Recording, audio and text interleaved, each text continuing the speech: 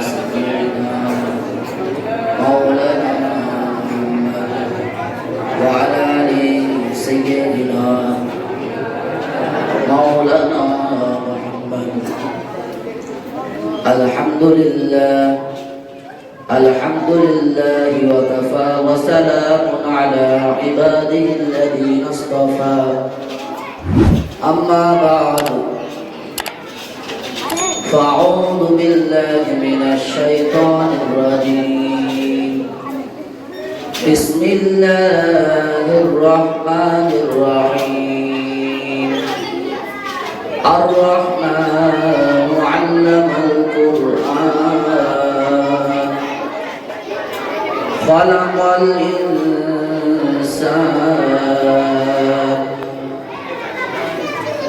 وقال الله تبارك وتعالى في كلامه المجيد: لا تحرك به لسانك لتعجل به إن علينا جمعه وقرآنه. وقال الله تبارك وتعالى في كلامه المجيد: ورتل القرآن ترتيلا. صدق الله العظيم. وقال النبي صلى الله عليه وسلم: طلب العلم فريضة على كل مسلم، أو كما قال عليه الصلاة والسلام. সুপ্রারম্ভে সর্বপ্রকার প্রশংসা ধ্বনিত হোক সেই বিশ্ববিধাতার আরশে আযিমে, যে আল্লাহ পাক রব্বুল আলামিন আমাদেরকে এমন একটা মজলিসে বসার তৌফিক দান করেছেন। তার মহাগ্রন্থ কালামুল্লাহ শরীফ, যে অক্ষর পড়লে সওয়াব, দেখলে সওয়াব, শুনলে সওয়াব, পড়লেও সওয়াব, সেই মজলিসে আল্লাহ পাক রব্বুল আলামিন আমাকে আপনাকে বসার তৌফিক দান করেছেন। সে আল্লাহর দরবারে শুকরিয়া জ্ঞাপন করে বলি আলহামদুলিল্লাহ। তারপরে পরে জানাই দরুদ ও সালাম আমার আপনার প্রিয় নবী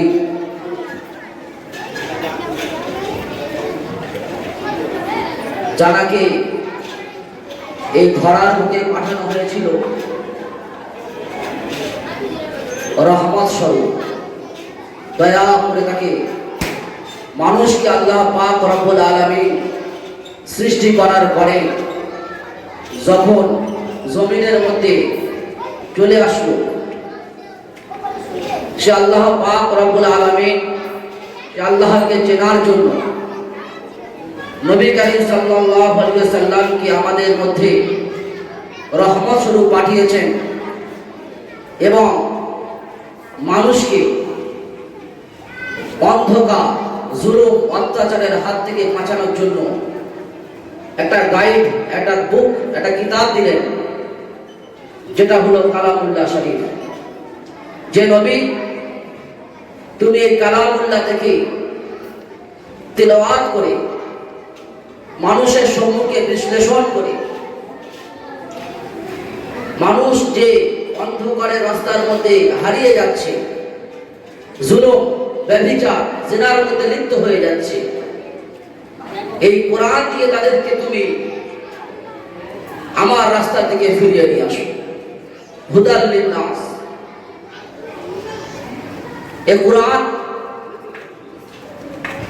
সর্বসাধারণের জন্য হেদায়েত স্বরূপ আল্লাহ পাক রব্বুল আলামিন নবী করিম সাল্লাল্লাহু আলাইহি ওয়াসাল্লামের উপরে অবতীর্ণ করলেন।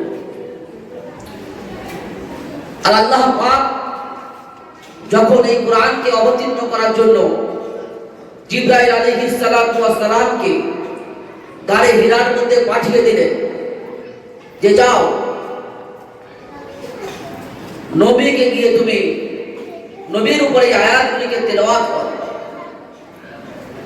নবী করিম সাল্লাল্লাহু আলাইহি ওয়াসাল্লাম বলছেন যে ওই কোরআনের যে ভারত্ব, কোরআনের যে ওয়েট, লাউ আনজালনা হাযাল কুরআন আলা জাবালিন লারওয়াইতাহু খাশিয়াম মুতাসাদ্দিয়াম মিন খাশিয়াতিল্লাহ। যে কোরআনকে যদি পাহাড়ের উপর আল্লাহ পাক অবতীর্ণ করতেন তাহলে এই কোরআন আল্লাহর ভয়ে চৌচির হয়ে যেত। কোরআনের এত ভারত্ব, কোরআন এত ওয়েট যে যদি পাহাড়ের উপর অবতীর্ণ করা হতো, পাহাড় এই কোরআনের ওয়েট সহ্য করতে না পেরে সে ভেঙে চৌচির হয়ে যেত। সেই কোরআন আল্লাহ পাক রব্বুল আলামিন এই সাধারণ একটা যায়ীফ কমজোর ব্যক্তি ইনসান, যে ইনসানের মানুষের উপরে অবতীর্ণ করলেন। নবী করিম সাল্লাল্লাহু আলাইহি ওয়াসাল্লাম বলছেন যখন আমার উপরে কোরআন অবতীর্ণ হতো আমার শরীর দিয়ে ঘাম বার হয়ে যেত। আল্লাহ। আর যখন কোরআনকে যখন হযরত জিবরাইল আলাইহিস সালাতু ওয়াস সালাম নিয়ে আসতেন তো কোরআনের আয়াতকে তিনি জপতে শুরু করে দিতেন, ঠোঁটের উপরে প্রেসার পেশ করতেন ইয়াদ করার জন্য, মুখস্থ করার জন্য। দায়িত্ব, আমানত। নবীরা হলো আতশ কাঁচের মতো, নবীরা হলো আতশ কাঁচের মতো। আতশ কাঁচকে আপনি সূর্যের তাপে ধরবেন, কোন একটা পৃষ্ঠার উপর রাখবেন, সেই পৃষ্ঠাকে জ্বালিয়ে দেবেন। কারণ ওই সূর্য থেকে যে তাপ নিচ্ছে হুবহু সেই তাপকে ওই পৃষ্ঠার উপরে ফেলছে। তো নবী হলো সেরকম একটা আতশ কাঁচের মতো। আল্লাহ পাক রব্বুল আলামিন যেটাই অবতীর্ণ করতেন হুবহু সেটাই মানুষের সম্মুখে পেশ করতেন। আর আল্লাহ পাক বলছেন যদি আমার নবী আমার কথাকে বাড়িয়ে বা লুকিয়ে যদি নিজের কথাকে প্রকাশ করত তাহলে আমার নবীর নবুয়তকে আমি ছিনিয়ে নিতাম। অতএব তিনি যেটাই বলেন সেটা হলো আল্লাহ তাআলার ওহী। যখন তিনি ঠোঁটকে যখন হেলাচ্ছেন আল্লাহ পাক দেখলেন নবী এটাকে খুব বোঝা করে দিচ্ছে। আল্লাহ পাক বললেন লা তুহাররিক বিহি লিসানাকা লিতা'জালা বিহি ইন্না আলাইনা জামআহু ওয়া কুরআনা ফাইদা ক্বারানাহু ফাত্তাবি' কুরআনা লা তুহাররিক বিহি। হে নবী, আপনার ঠোঁটকে আপনি এত হেলাবেন না। আপনার একটা খালি টাইমে আপনাদের সম্মুখে মাদ্রাসা, আপনাদের সম্মুখে আমাদের হাফেজ মাওলানা মিনহাজুল সাহেব তিনি মক্তবে পড়াচ্ছেন। আপনার একটা খালি সময় বার করে আসবেন যে হেফজ ছেলেরা একটা আয়াতের ইয়াদ করার জন্য কতবার সে ঠোঁটকে হেলায়। একটা মক্তবের বাচ্চা একটা দোয়া মুখস্থ করার জন্য কতবার তার ঠোঁটকে হেলায়। কিন্তু আল্লাহ পাক বলছেন, এ নবী আপনার এত কষ্ট করতে হবে না। ইন্না আলাইনা জামাহু ওয়া কুরআনা, অবশ্যই এই কুরআন আমি আপনার মধ্যে জমিয়ে দেব, ও বায়ানা, এবং মানুষের সম্মুখে প্রকাশ করে দেব। প্রিয় হাজিরিন, সামিয়ানে কেরাম, আল্লাহ পাক বলছেন, আল্লামাল কুরআন, আল্লামাল কুরআন, আমি মানুষকে দিয়েছি কুরআনের জ্ঞান। আল্লামাহুল বায়ান, আমি মানুষের দিয়েছি কুরআনের জ্ঞান। আল্লামাহুল বায়ান, সে নিজের অন্তরের কথাকে তার জবান দিয়ে উদয় করে দেয়। আল্লামাহুল বায়ান, এবং আমি তার কথা বলার শক্তি আমি আল্লাহ পাক তাকে দান করেছি। আল্লামাল কুরআন, কুরআনের শিক্ষা।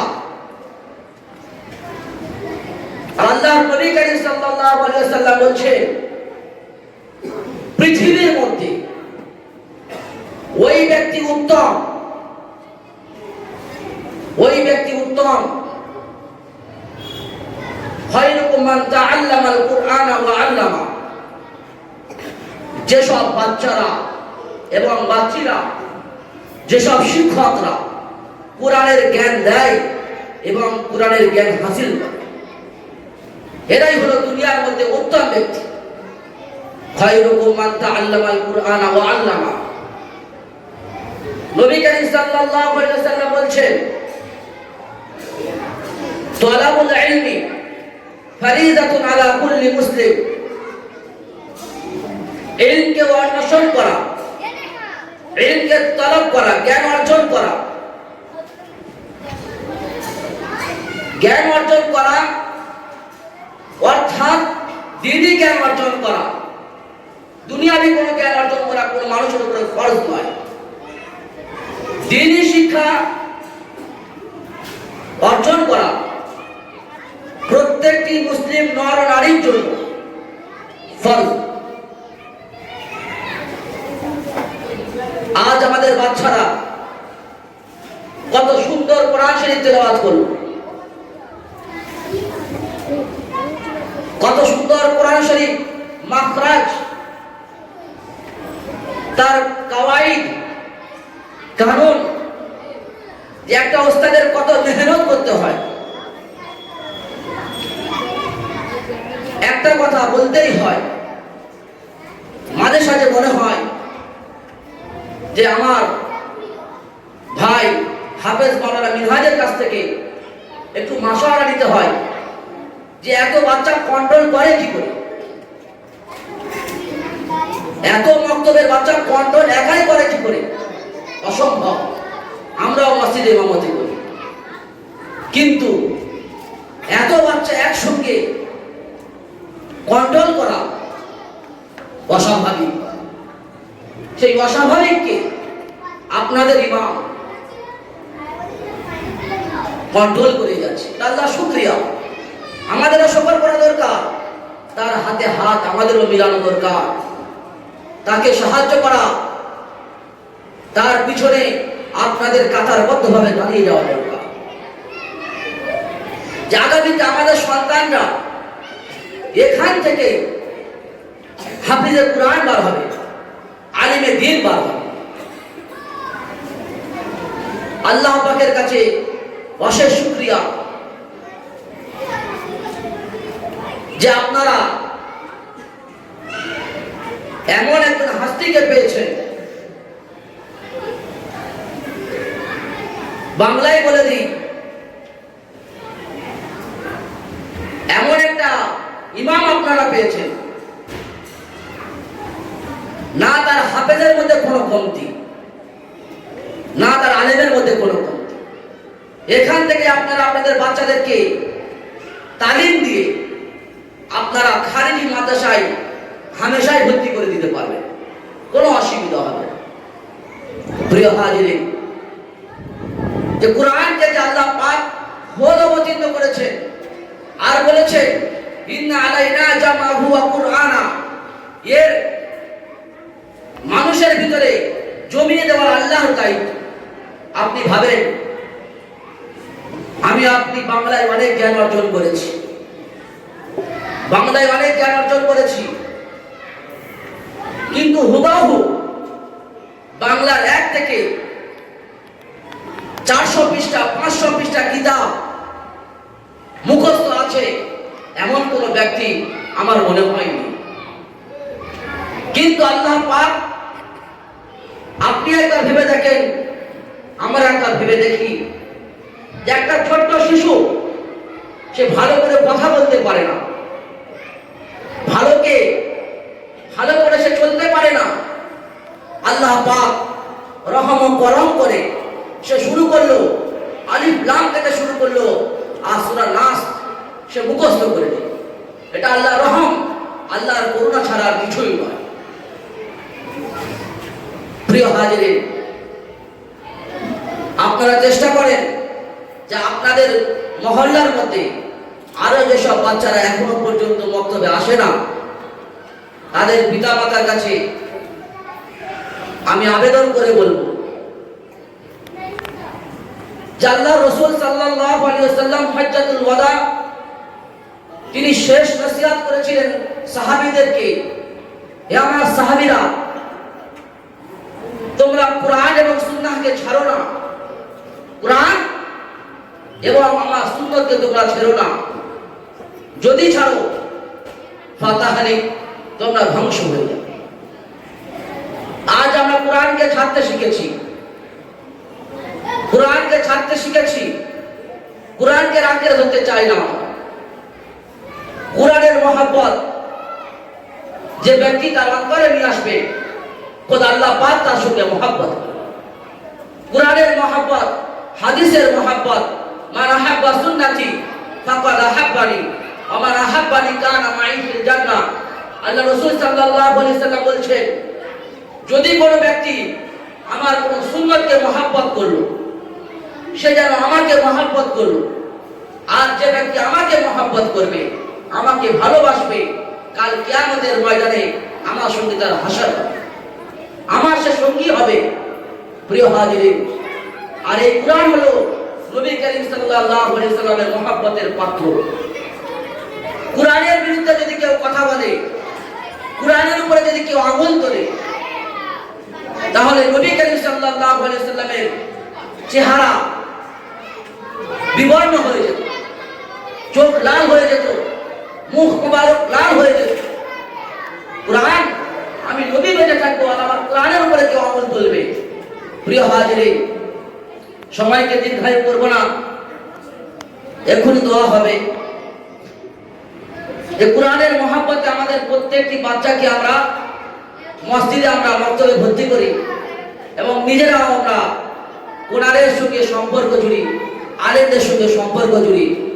আল্লাহ পাক রব্বুল আলামিন আমাদেরকে শোনার থেকে, বলার থেকে বেশি বেশি করে আমল করা তৌফিক দান করুন। আমিন। ওয়া আখির দাওয়ানা আলহামদুলিল্লাহি রাব্বিল আলামিন।